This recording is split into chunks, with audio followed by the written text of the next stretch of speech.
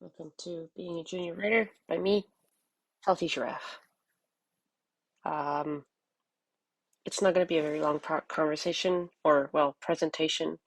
I'm mostly going to tell you a little bit about myself and how I got here and what I do in my day as a junior writer for a game company.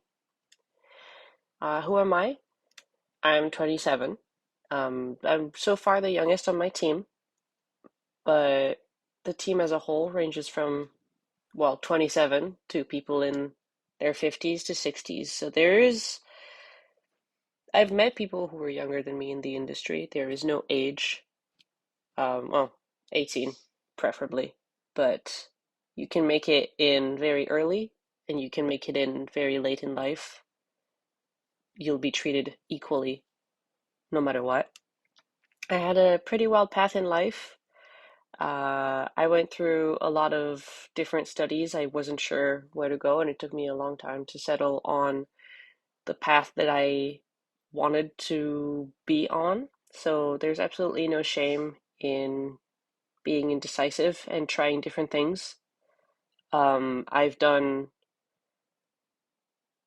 things that were absolutely unrelated before I settled on storytelling and eventually writing, um, which led me after a while to a game design school where I learned how to use a lot of tools that I then um, utilized in order to get hired in the industry. Basically, the way that my story went is a little bit unusual. I kind of stumbled into the industry by way of being lucky and taking opportunities when they presented themselves. Um, I playtested for Larian Studios back in January of 2023, so a year ago from the time of recording this video.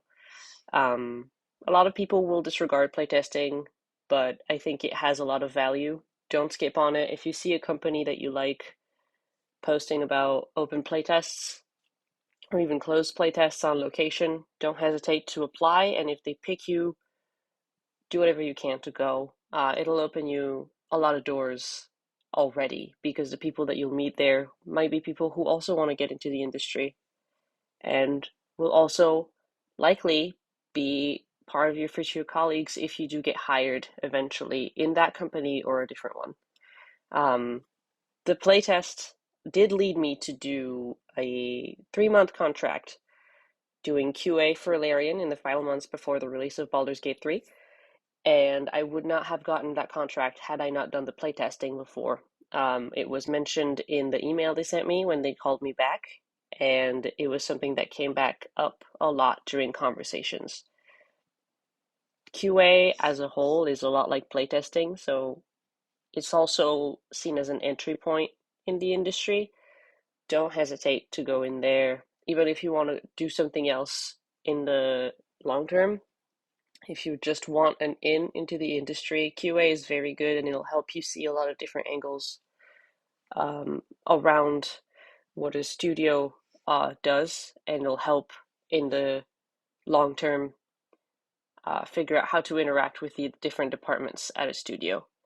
I had to leave because I got a permanent contract elsewhere as a junior writer, which made everybody, including myself, very sad because I really liked working for them, but I wanted to be a writer, and that was an opportunity I could not pass on. How did I get here? I was prepared. That is the one best advice I can give you. Always be prepared because then when the opportunity presents itself, you won't have to stumble around trying to gather all of the things you need to apply or to make a good impression. You'll already have them, and it'll just be a question of sending it. Um, for Larian, I had done the playtesting. I got a call back afterwards to do QA. I was right out of school. I was ready to go there. I was able to go as well because it was on location in Quebec City. I was lucky on that front.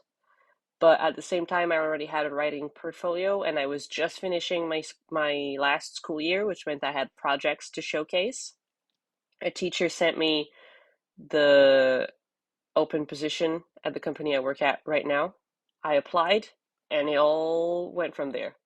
It's a lot of luck and good timing. It's a lot of networking. It's a lot of knowing people. The people you're working with on this game jam are going to be networking opportunities for you. You'll know each other. You'll have seen what you can do, and you'll be able to continue that network of people and expand it further as you grow. You have to be ready when the chance comes. I cannot overstate this.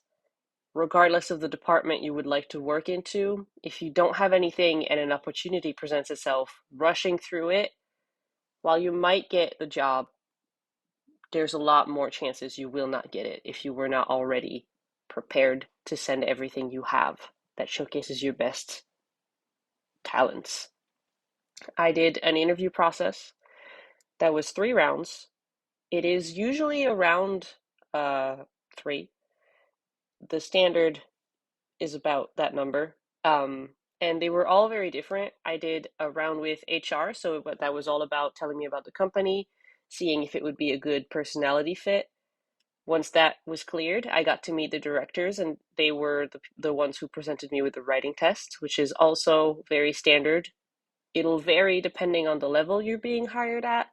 Junior writers have an easier, a broader test, while senior writers will get a more specific and detailed request.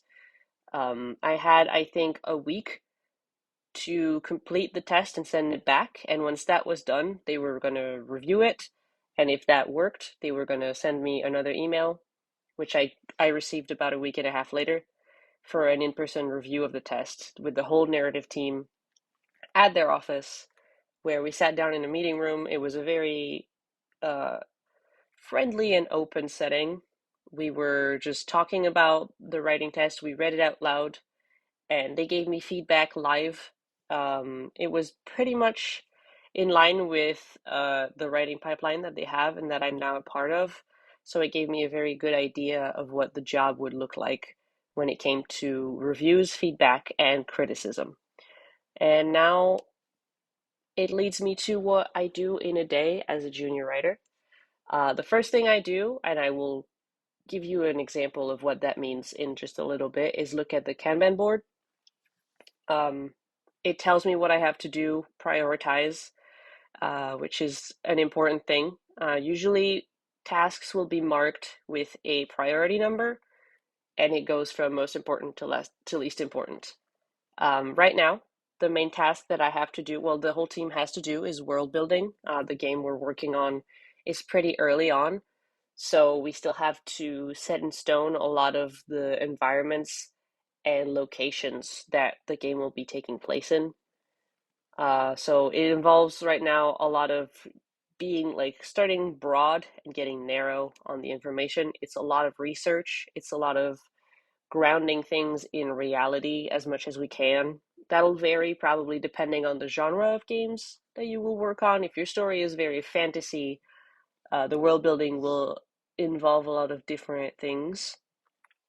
If it's more sci-fi, it'll be more science based, a lot more factual, depending on the level of realism that your studio wants. But regardless, writing for a in a professional setting involves a lot of research. I also have to do research about how to write, to adapt to a style.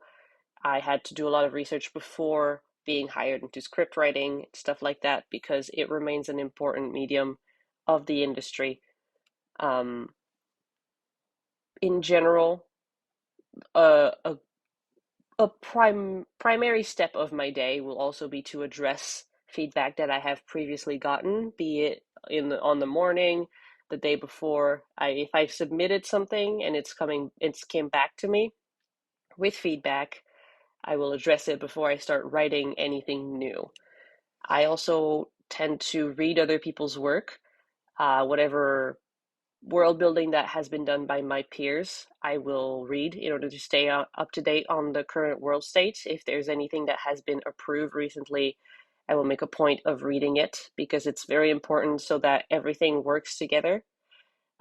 While communication is pretty easy with the team, sometimes information gets lost in between meetings, in between messages. So reading each other's work is the best way to keep up with it. And then we have meetings, which is the most classic thing. You will have a lot of meetings in the game industry, especially the higher up you go, the more meetings you get. So I don't have that many. I think regularly I have 2 to 3 meetings that are like specific to my team every week.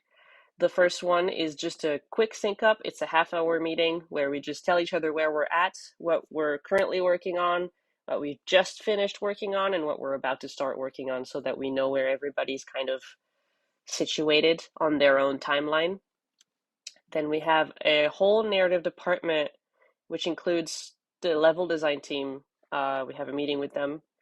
The topic changes every week, but most of the time it's just all of us coming together and discussing concepts and ideas, how to make something work narratively and also in the level. And it helps a lot with keeping the world feeling alive because writing and level design have to work together in a cohesive way in order to make it happen.